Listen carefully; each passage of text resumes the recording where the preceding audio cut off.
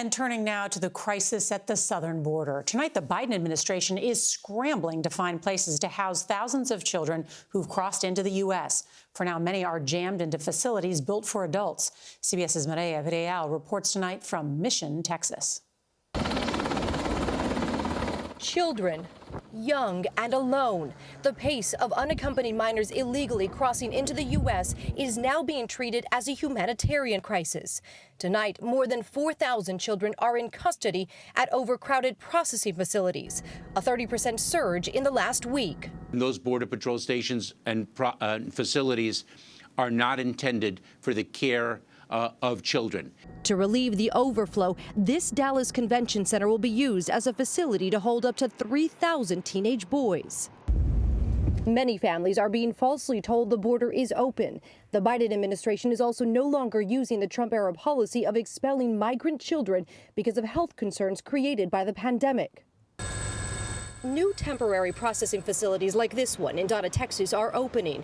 Children interviewed by Neha Desai, a lawyer representing migrant youth, say they were hungry, some only showering once in 7 days. Desai telling CBS News conditions were so overcrowded that they had to take turns sleeping on the floor. The Biden administration is now turning to FEMA for assistance with increasing logistical challenges for shelter and processing.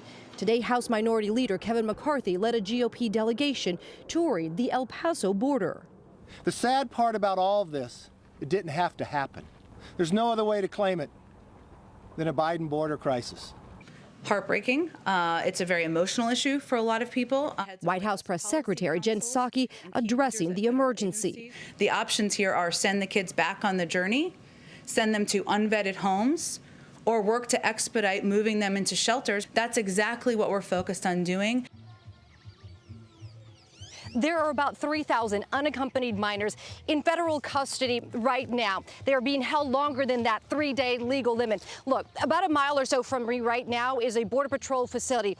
And what local law enforcement is telling me is that here on the banks of the Rio Grande River, this is a hot spot. Mexico is right over my shoulder, and every day they are seeing hundreds of people cross through here illegally without an end in sight. Norah?